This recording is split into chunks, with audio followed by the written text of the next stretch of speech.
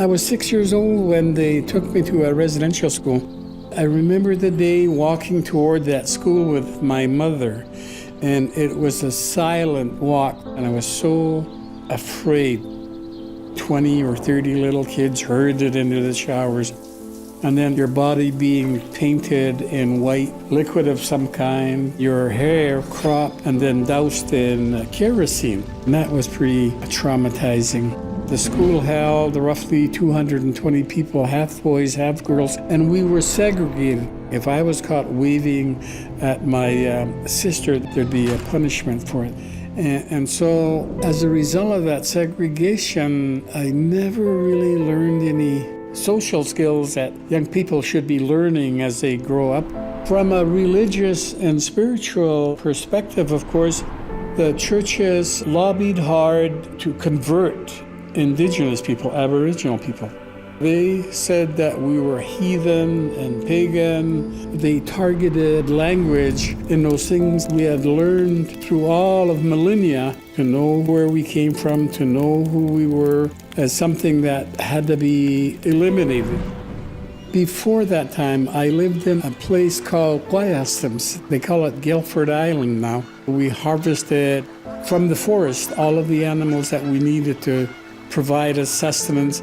And from the ocean in front of us as well, all of the species of whales and mink and fish. And I had a connection to the environment around us. And so after having spent years in those schools, by the time we were ready to leave, most of us were pretty broken.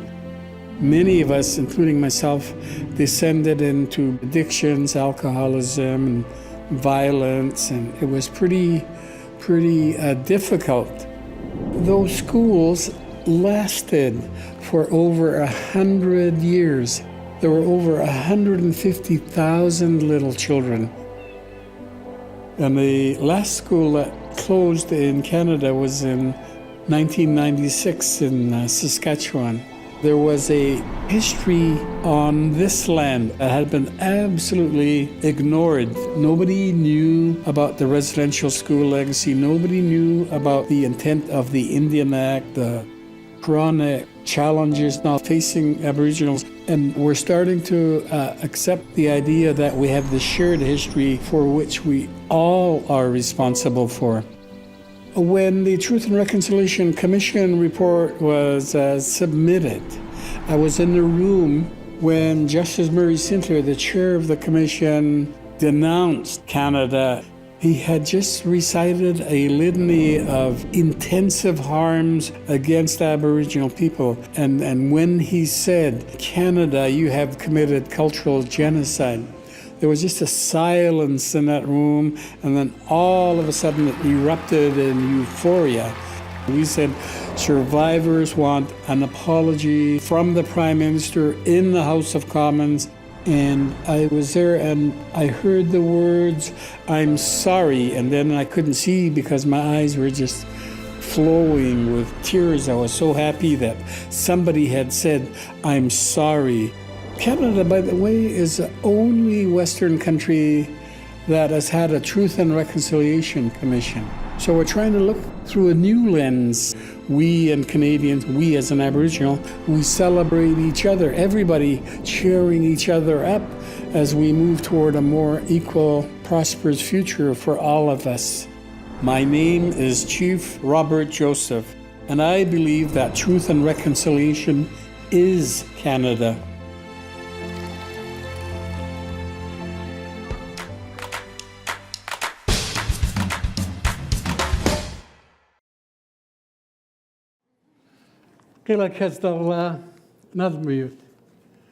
Greetings, all my relatives. Nimbuyut, we are all one. I'm so honored to be here to celebrate that idea with you, because I'm guessing that you are caring people, and that's why you're here today.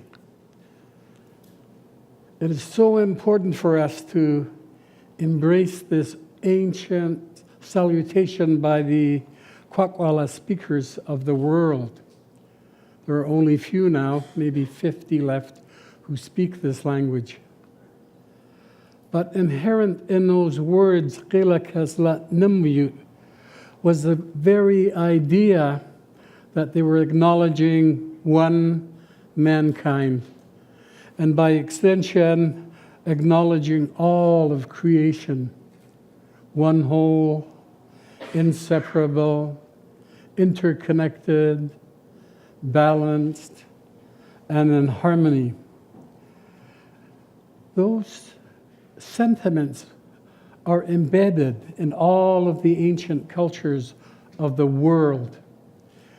And knowing what we now know, we must respond to the call to reconciliation, because it's the right thing to do, because it aligns with our Canadian values.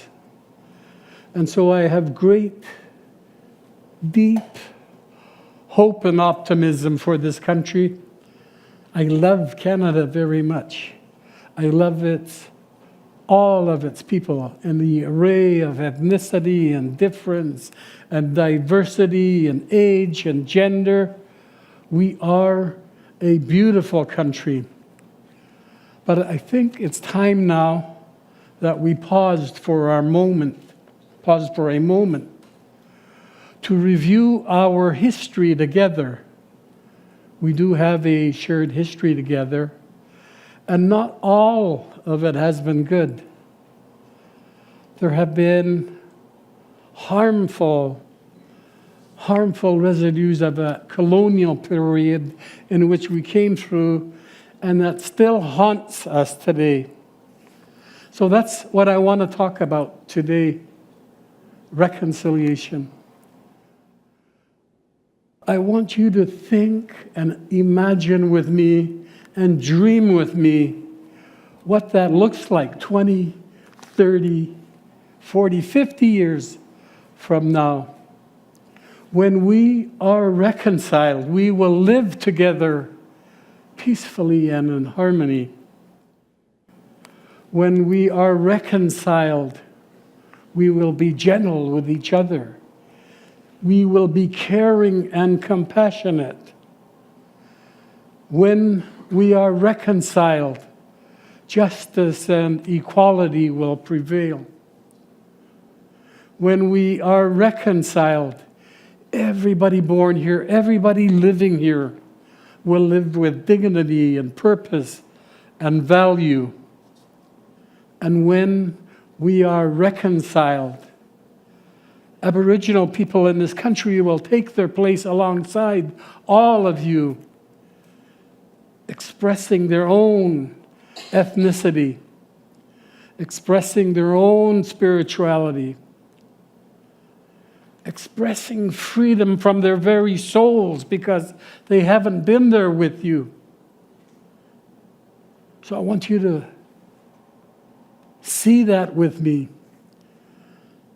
I want you to walk with me down that pathway to reconciliation with all of the other Aboriginal people, of course, but us, because that's who we're talking about, is us, we, you, all of us Canadians together. And so we have to embrace those values like accountability and inclusion that will make our country greater. We stand in a moment of the greatest promise that I've ever seen for this country. A moment where we can reflect upon our relationship with each other, to learn to honor each other, to respect each other, to hold each other up. Reconciliation, really, at the heart of it all, is this idea of love, of loving yourself, of loving others. So I invite you down this pathway of reconciliation. Reconciliation isn't just for Aboriginal people and churches and governments. It's for all of us. And so we need you. We need you to be a part of this great dream, this idea that we can live together in this country, together as one, where every kid has the dream that, not dream, where every kid knows that they're important, that they're valued, that they're loved, and that they have a future in our great country. What else can I say? Nothing. You who are one with me. Weekends, nothing. Let us get together so that we can start this journey of reconciliation. Thank you.